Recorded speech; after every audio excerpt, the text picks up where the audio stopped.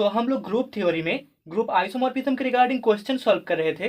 तो अभी 6th question में हमें बोला गया है prove that the quotient group Gl2, divided by Sl2, is isomorphic to the group R*, dot.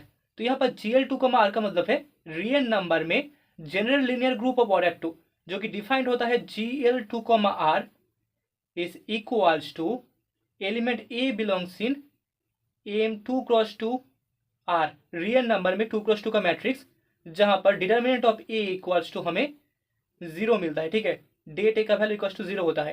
And Sl2, R का मतलब है रियल नंबर में यहाँ पर special linear group of order 2, that is Sl2, R equals to हमें element A belongs in AM2 cross 2 R मिलता है, जहां पर determinant of A equals to 1 होता है। ठीक है, determinant of A equals to हमें यूनिट मिलता है।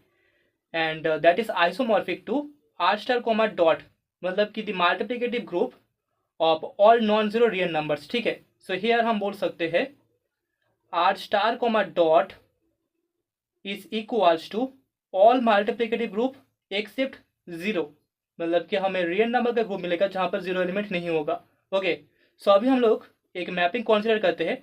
Late us consider a mapping phi such that Gl2, R to R*, dot, and it is defined by, इसको हमने डिफाइन किया है phi of A equals to determinant of A for A belongs in Gl2, R।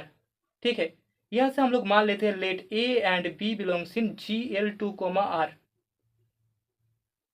So therefore A equals to B imply करेगा det value of A is equals to det value of B, that is equals to phi of A is equals to phi of B। तो यहाँ पर A equals to B के लिए phi of A equals to phi of B हो गया। Therefore हम बोल सकते हैं यहाँ पर जो मैपिंग phi है वो वेल डिफाइंड है। phi is well defined. Okay, अभी इस phi को हम लोग एक होमोमॉर्फिज्म शो करेंगे। सो नाउ यहाँ पर हमें phi of AB equals to मिल जाएगा determinant of AB, that is equals to हम लिख सकते हैं det value of A dot det value of B। ठीक है, that is equals to phi of A product phi of B for all A and B belongs in Gl2, R। ठीक है, तो A and B belongs in Gl2, R के लिए यहाँ पर phi of AB equals to phi of A dot phi of B होता है। So therefore जो मैपिंग phi है वो एक होमोमॉर्फिज्म होगा। phi is homomorphism. Now let, अभी हम लोग मान लेते हैं A बिलोंग्स इन को डोमेन ग्रुप R*। ठीक है, सो देयरफॉर यहाँ पर A नॉट इक्वल टू 0 होगा क्योंकि R* में कोई भी 0 एलिमेंट नहीं है।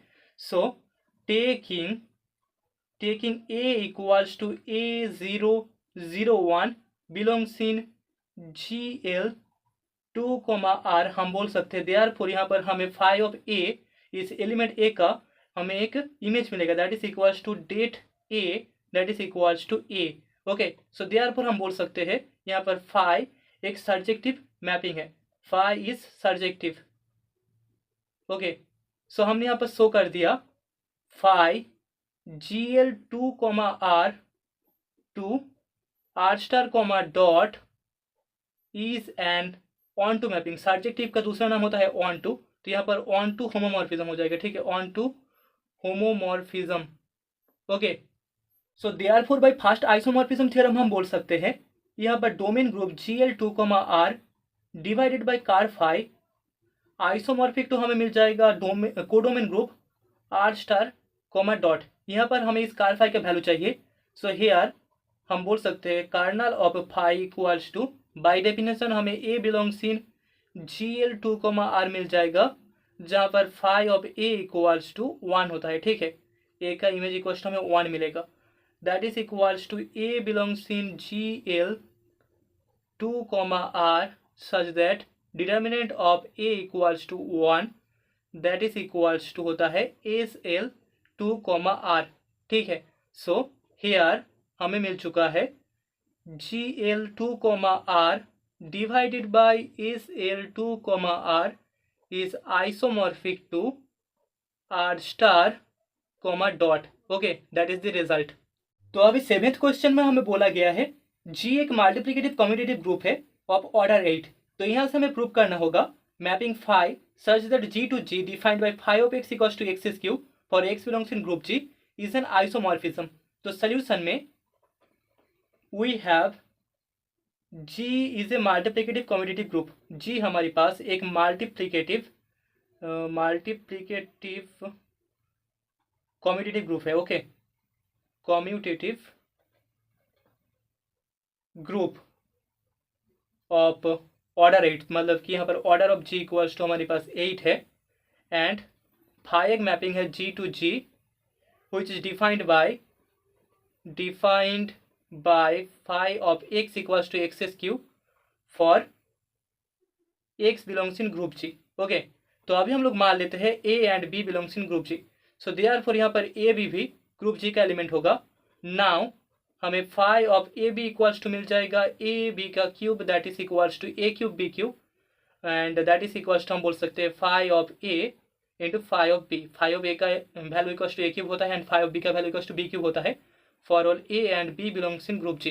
तो यहाँ पर A and B belongs in group G के लिए phi of A B equals to phi of A product phi of B hold करता है, मतलब कि फाई एक होमोमॉर्फिज्म हो गया। फाई इज ए होमोमॉर्फिज्म, ठीक है। तो अभी हम लोग कार्नल का वैल्यू फाइंड करेंगे। तो यहाँ पर कार्नल फाई इक्वल्स टू हमें मिल जाएगा by definition A belongs in group G such that phi of A equals to identity element e that is equals to A belongs in group G such that A cube equals to e that is equals to हम बोल सकते हैं A belongs in group G such that यहाँ पर order of A divides 3। Okay, that is equals to हमें मिल जाएगा A belongs in group G such that जहाँ पर order of A equals to 1 होगा या फिर order of A equals to 3 होगा, ठीक है। So that is equals to A belongs in group G such that order of A equals to 1 that is equals to हमें identity element e मिल जाएगा, ठीक है। क्योंकि यहाँ पर order of A equals to 3 नहीं हो सकता, सो यहाँ पर order of A equals to 1 होगा, मतलब कि हमें कार फाई में सिर्फ और सिर्फ आइडेंटिटी एलिमेंट ई मिल जाएगा। देयरफॉर यहाँ पर फाई एक इंजेक्टिव मैपिंग हो गया, phi is injective. Okay, so since हमारे पास order of group equals to 8 है and phi G to G एक इंजेक्टिव मैपिंग है, तो हम बोल सकते हैं ग्रुप के हर एक एलिमेंट के लिए हमें एक प्री इमेज भी मिल जाएगा, मतलब कि फाई एक सब्जेक्टिव मैपिंग भी होगा। So therefore phi G to G is a bijective mapping. तो यहाँ पर हम बोल सकते हैं hence phi is an isomorphism. हमें पता है कोई मैपिंग अगर बाइजेक्टिव प्लस होमोमॉर्फिज्म होता है तो एक आइसोमॉर्फिज्म हो जाता है। तो यहाँ पर फाई एक आइसोमॉर्फिज्म होगा अगर order of G equals to हमारे पास 8 होता है एंड यहाँ पर phi of x equals to x cube for all x belongs in group G ऐसे डिफाइंड होता है। Okay, that is the result.